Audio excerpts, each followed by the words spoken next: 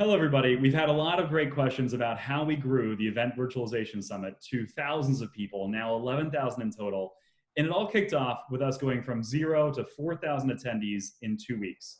So we're here today to answer those questions and get into how we did it. And I'm joined today by Carolyn Lane from Proper Expressions, who led a lot of our marketing, and Thomas Bolger, who really made the magic happen within InGo. Hi, Michael. Thanks for having me today. Hey, Michael. Thanks so much. Excited to be here. To start, I want to mention that as much as we love technology, we've seen a lot of people worry far too much about technology.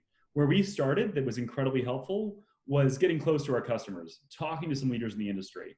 We ended up with great speakers and a great moderator like Jason Pop and Hervé Sedgui, Isabel Peck, Dan Malore, Kimberly Hardcastle, because we were talking to them naturally.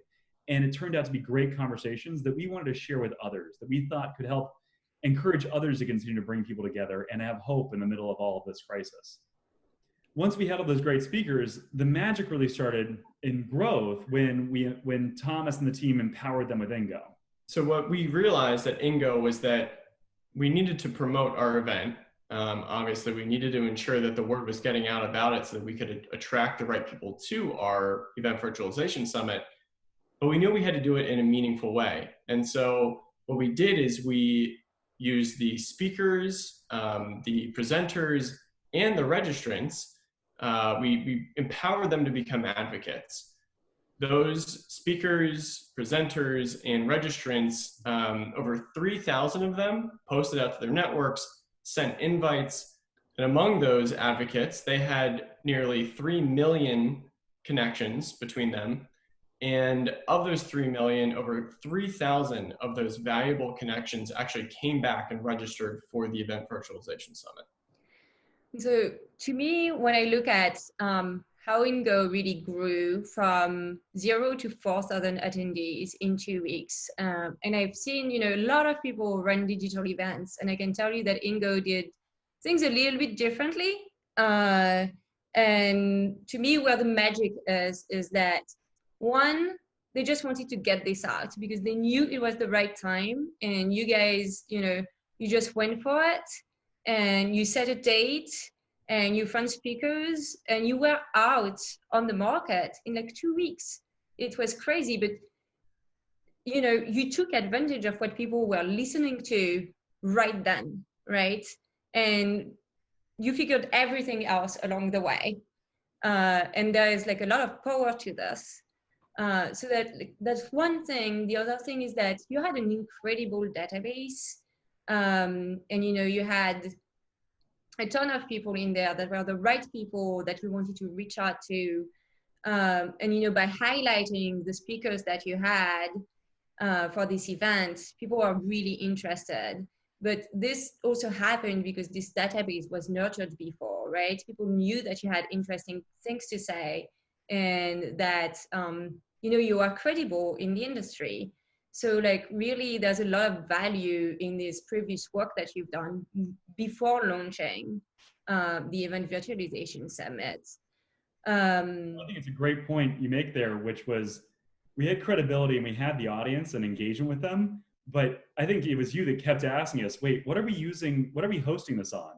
And for us, we started thinking that we'd host it on a Zoom webinar, and it grew so quickly and so much that all of a sudden we needed a new tech platform. I don't think we figured out which tech platform until 3 or 4 days out. I think most of us almost had a heart attack. Yes. But I think it's amazing that you didn't let this stop you, right? And I think too many people worry about, wait, but what am I going to use? How am I going to do this? And then, you might miss your chance if you do that. Yeah. They did a good job of focusing on, and Thomas, to your point about empowering people, was the need to convene, the need for people to come together and discuss these challenges. The chat was very dynamic.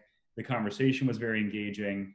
I think if anything, and what we've done since that first one was encourage more conversation and more questions for learning from that experience.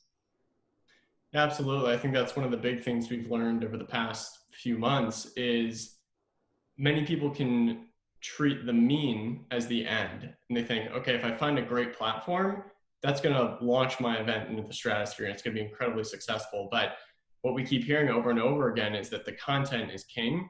That's what people will come for. That's why, you know, these amazing event organizers are staying top of mind, is because the content is incredibly relevant.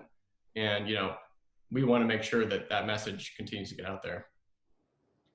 It's a great point, Thomas. It's funny because anytime you think of an event, you think of networking and education, right? It's all about the community, and that's where being able to empower people to invite their networks, see who's going, was game changing for our event, and we've seen ever since game changing for lots of events that they're able to invite and grow 2x, 3x from 100 people to 400, from 400 to 1,000 using InGo by connecting people and growing those events.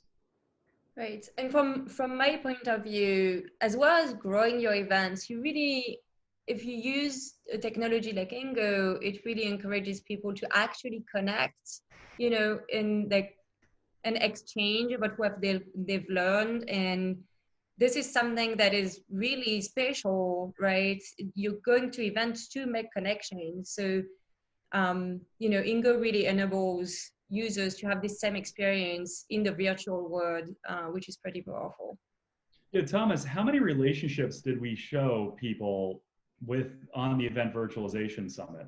I mean, this is a pretty incredible thing that the average person saw a ton of relationships were going with them. Yeah, so there were over 60,000 connections between the 4,000 registrants, which is pretty staggering.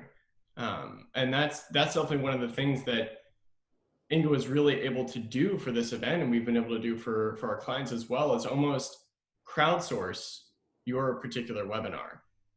It's really easy to be inundated right now with marketing about what webinars I should attend.